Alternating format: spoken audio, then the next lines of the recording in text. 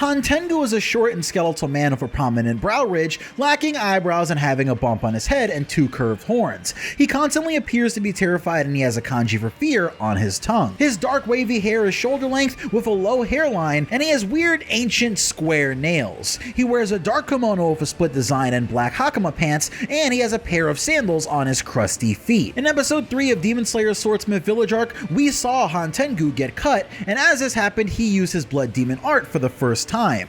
Hantengu's blood demon art enables him to bring his emotions to life as youthful, powerful clones of himself, each of their own distinct appearance, personality, and abilities. These clones are based on specific emotions that Hantengu has experienced in his lifetime, and they're each labeled by a kanji symbol inscribed on their tongues. Although Hantengu has complete control over them, he usually allows them to act autonomously. This power, though, is triggered when Hantengu's head is severed, causing his head and body to split into 2 separate clones. After being decapitated, these clones then divide into 2 more. However, the clones are most potent when there are only 4 of them active. Moreover, as long as the main body is still active, his clones are virtually indestructible, making it almost impossible to defeat Hantengu alone. And because there's just so much going on with this character, here's an in-depth guide to each of his clones that we saw in Demon Slayer Season 3, Episode 3. First off, we have the one with the staff, and this one is named Sekido, who embodies Hantengu's rage and anger. Sekido is a towering, muscular young man with a wild, wavy mane that cascades past his shoulders.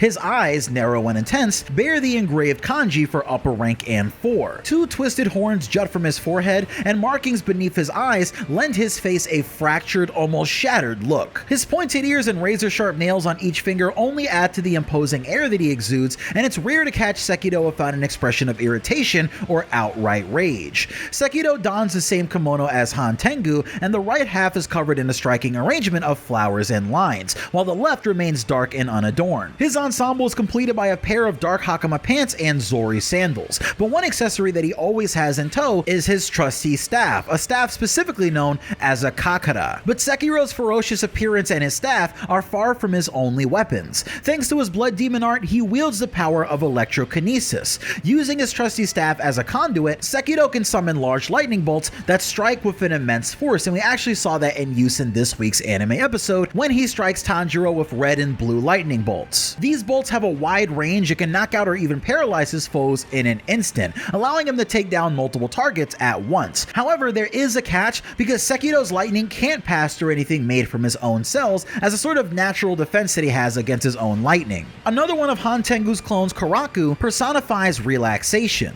Unlike his aggressive counterparts, Karaku seems to take everything in stride, maintaining a laid-back demeanor even as he battles against Tanjiro, Nezuko, and Genya. Instead of treating the fight with deadly seriousness, he approaches it as if it were a game, even praising his opponent's skill during the heat of battle. It's clear that Karaku is more interested in the new experience that the fight offers rather than the outcome of the fight itself. In his encounter with Nezuko, though, Karaku's playful nature reached new heights. Despite being capable of overpowering Nezuko, he chose to tease and toy with her instead of finishing her off immediately. He even demonstrated a masochistic side, expressing pleasure at the sensation of being shot by Genya. For Karaku, it seems like the fight is just another opportunity to revel in the novelty of sensation and experience. And for Karaku's power, it really lies not in brute force, but in his mastery of the elements. Using his blood demon art, he can generate and manipulate powerful gusts of wind with nothing but his maple leaf shaped Uchiwa. One swing of his fan can unleash a tempest capable of hurling Muichiro into a nearby forest, which we saw in this recent episode of Demon Slayer, but it's also capable of leaving massive craters in the ground or even leveling entire buildings. The pressure generated by his gusts is enough to knock out both demons and demon slayers alike, making him very, very powerful.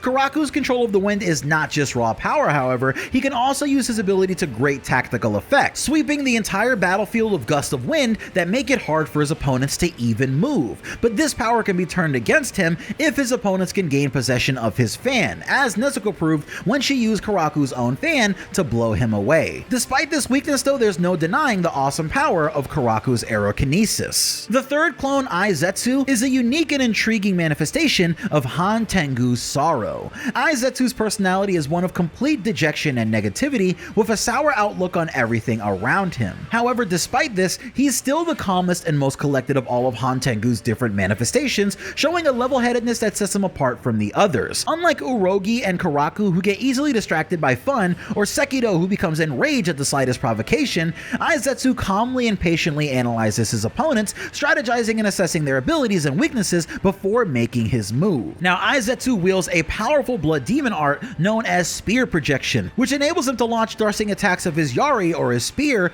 over large distances. With this ability, he can strike at his opponents from afar, making him a formidable opponent in battle, and the precision and force behind his attacks are a testament to his strength and skill as a demon. And it's just one of the things that makes him a force to be reckoned with in the Swordsmith Village arc. Now, like we've mentioned already, all of Hantengu's clones exhibit a range of personalities, and Urogi is the embodiment of joy. He's always jovial and cheerful, seeing his battles with the Demon Slayers as nothing more than a source of entertainment. Even when he was fighting Tanjiro, Urogi's happy-go-lucky attitude never faded, and he couldn't stop raving about how much he enjoys the fight. One of Urogi's most remarkable abilities is his avian physiology, which enables him to take on the attributes and abilities of birds. His enormous feathered wings allow him to soar at unbelievable speeds, and his razor-sharp talons can slice through even diamond. However, his ability does have a downside, which is that Urogi must keep his body as light as possible to stay airborne, which means his opponents can exploit his flying ability if they're quick enough to react. And also that means he's really light, so any Demon Slayer with a high level of strength could probably grab him and manipulate him in various ways. But to defend against this, we've seen that Urogi actually has an amazing sonic scream that he can call upon from his mouth, or even spawn other heads on missing limbs to further attack his opponents. Now, those are just the 4 clones of Hantengu that we've seen so far in the anime, but for anyone who wants to truly know more about the character, stick around for a second. In Anime Onlys, I'm going to be giving you guys a second to click off the video so you can avoid being spoiled.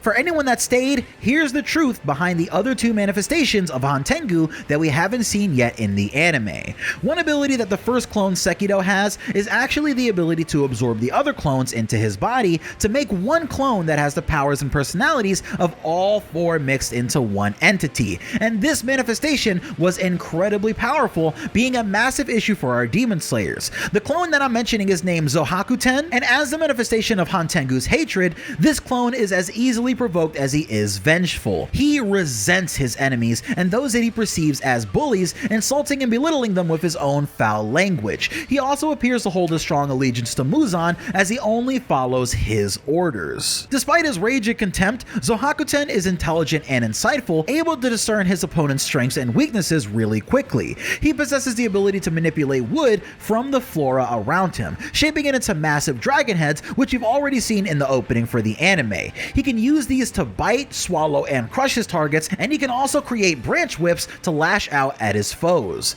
Zohakuten's most remarkable ability, though, is the combination of the blood demon arts of Sekido, Karaku, Aizetsu, and Urogi, as he's pretty much their amalgamation. By utilizing this combination, Zohakuten can release lightning strikes, generate powerful gusts of wind, emit sound waves, and summon spear-like attacks out of thin air. And like we just mentioned about Urogi's sound waves, Zohakuten is able to use them through the dragons, or even just without the dragons. Now, Zohakuten is a formidable opponent, and his strategic mind and arsenal of powerful abilities make him a really major antagonist in this season, but that's not where we end with the clones, because finally, we have the house of the main body of Hantengu, a clone known as Urami. Urami, also known as Resentment, is an enormous demon who resembles Hantengu in appearance, but towers over Tanjiro and Genya due to his size. The kanji for resentment is etched on his tongue, and he wears an expression of intense anger rather than fear. As the embodiment of Hantengu's resentment, Urami is a hypocritical and delusional demon who insists on his innocence despite his crimes. He begs Tanjiro not to hurt him and accuses the Demon Slayers of bullying him. His resentment is literally palpable, as he's been punished and persecuted for his crimes that he believes he did not commit. And Urami's ability to alter his size allows Hantengu to hide inside of his heart, meaning that it's actually Hantengu's last resort to escape from the Demon Slayers. Despite Hantengu's immense size, though, he's not invincible, and he can be defeated with the right strategy. Now, this is only one of the demons that Tanjiro and his friends have to deal with in this season, or I guess I could say 6 when you really look at it. But that's why the battle started so early with episode 3, because we truly have a decent bit to cover as all of these battles unfold, keeping the action going from episode to episode as we ride this crazy hype train all the way to its final moments.